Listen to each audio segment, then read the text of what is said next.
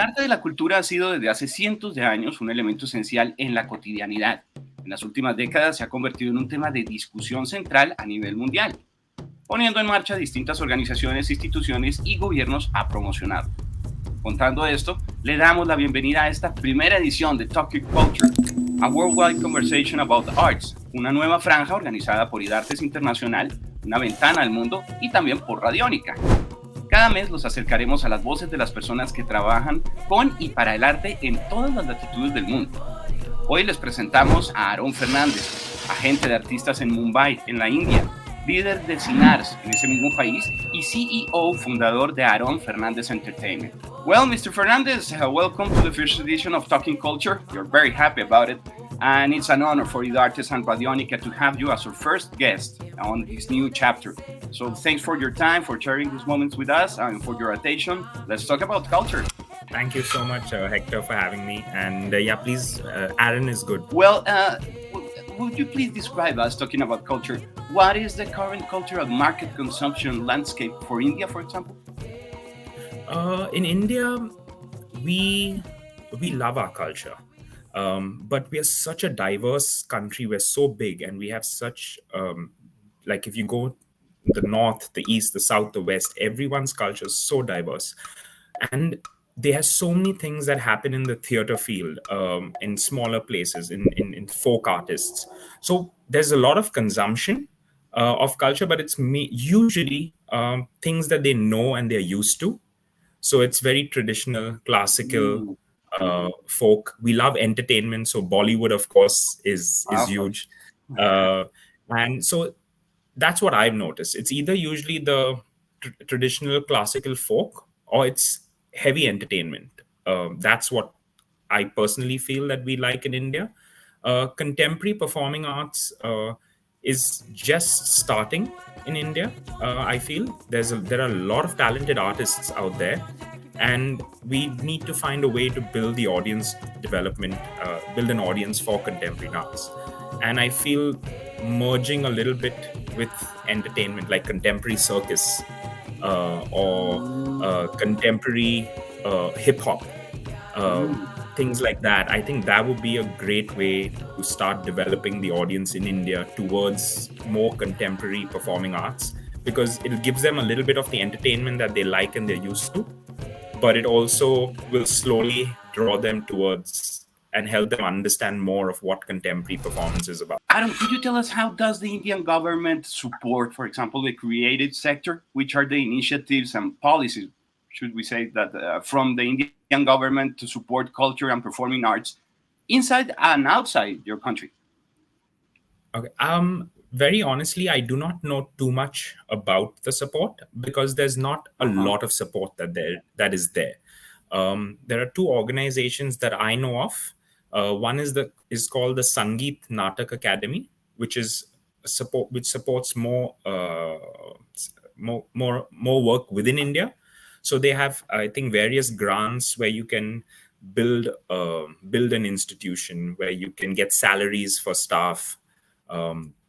And create productions, but it's limited, and the regulations and the framework that you need to fit within is quite tight.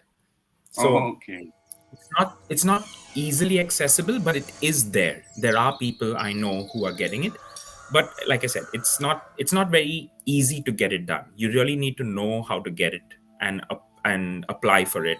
And you need to fit all the criterias, and the paperwork is quite a bit. So that's one that I've heard of, and I've personally not interacted. This is just what I've heard from other people. And the second organization I know about, which I have done work with, is the Indian Council for Cultural Relations, the ICCR.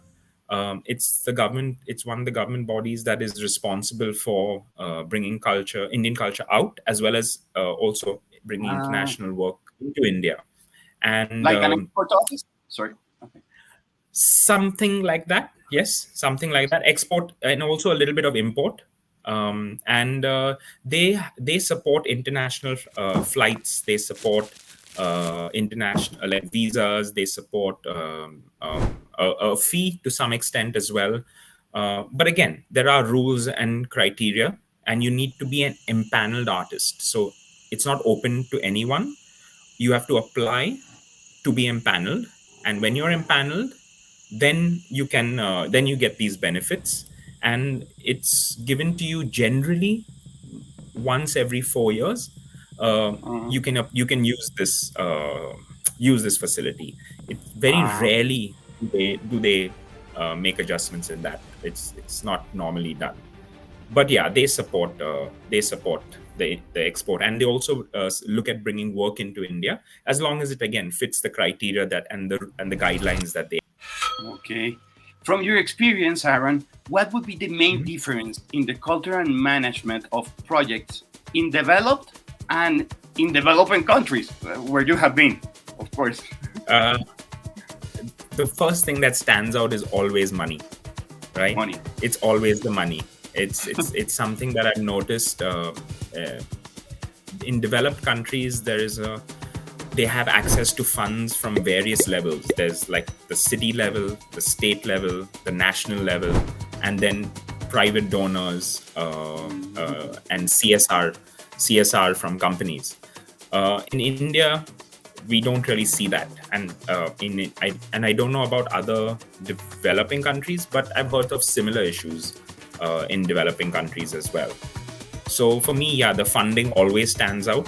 And that is why whenever I look at collaborative work between an Indian organization and other countries, my first statement is the money would have to majorly come from your side. Because it's going to be very difficult for me to generate money or get money for artistic or cultural projects from India. That is always the biggest challenge for me whenever I'm looking at collaborative projects. And the second thing is structure. Structure. Yeah, it's in, like, I'm working with these 5 theaters in France to put this tour together, and I every department has their own people managing it or running it. So I'm communicating with someone for technical, then someone separately for light, someone separately for sound, someone separately for the PR and the press, someone separately for the contract, someone separately for the accommodation and the general thing. But it was all me in India doing all of that, right? So it's Okay. it, it's amazing to see how they compartmentalize their work. And of course that boils down to, again, budgets, because when you have a budget you can afford to have different staff doing different things, and it's very structured. It's everything is planned well in advance, 1 year in advance, 2 years in advance. Wow. And I've noticed in the developing countries things like that don't happen. Like programming for a festival or a venue in India is done maybe 6 months before. Like I've spoken to a big festival, and they said, yeah, we'll finalize the program 5 to 6 months before. And it's doesn't happen like that in developed countries. They need to plan 1 year, 1.5 year in advance. And yeah. Well, since all with all your experience, do you think it is possible that the cultural cooperation between countries of the southern hemisphere, just talking about the south, will turn Hmm. into creating an artistic like circuit for arts in general? Do you think that's possible?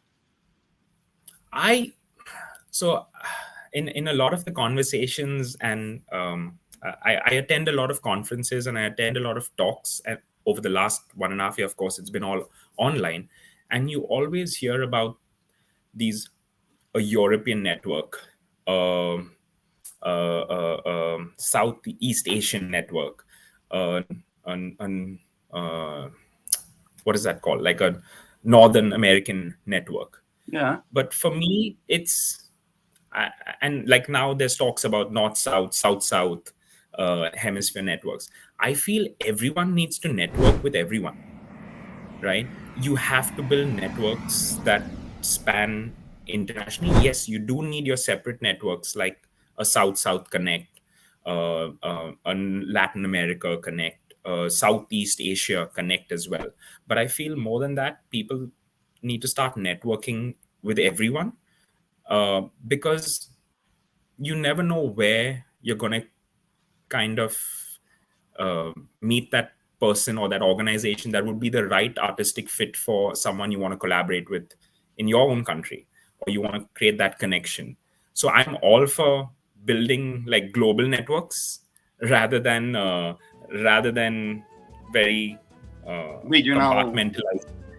compartmentalized networks, because I think that only helps so much. But you need them as well. It's not like I'm saying you don't need them. You need both. So for me, you have to find ways to network regionally as well as internationally. If you want to like really develop work that can tour internationally or can build international projects. So for me, I would love to know more about Colombian artists, especially what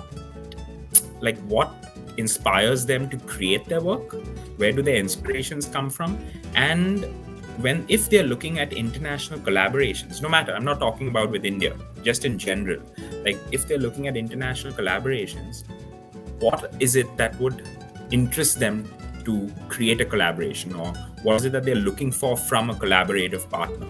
So for me, that would be interesting to know, because then those thoughts are always in my head, and whenever I find or meet a right partner, whether it's from India or from any other part of the world, I look at making a connection.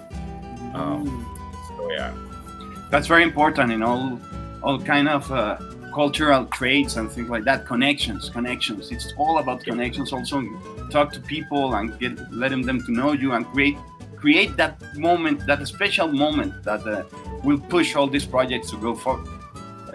Yeah. Well, Aaron, what prospects for collaborations would you believe right now in your mind that could be done between India and Colombia and are possible in our near future? Again, for me, because India is we don't have a lot of financial support over here, so the framework of the collaboration would always depend for me on the finances available, because I am a person who starts, yes, the idea is a must, you have to have a great idea, but the next thing is the budget, right? So the possibilities are endless, because like I was saying, I see there's quite a bit of similarities between Colombian performing arts and India, and there could be some amazing collaborations done between music and dance companies and dance companies. And it doesn't have to be big. It can be just 2 people, 3 people that form this collaboration.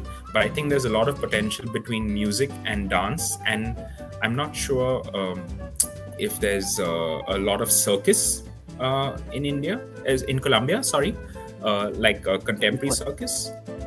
Well, Aaron, thank you very much for being here as our guest on this first edition of Talking Culture, a worldwide conversation about arts. It's been an honor to have you. We hope to see you in Colombia in the near future. To everyone that has been with us during this episode, thank you very much. We'll see you in the next edition of Talking Culture, a worldwide conversation about arts with Idartes and Radiónica. Take care.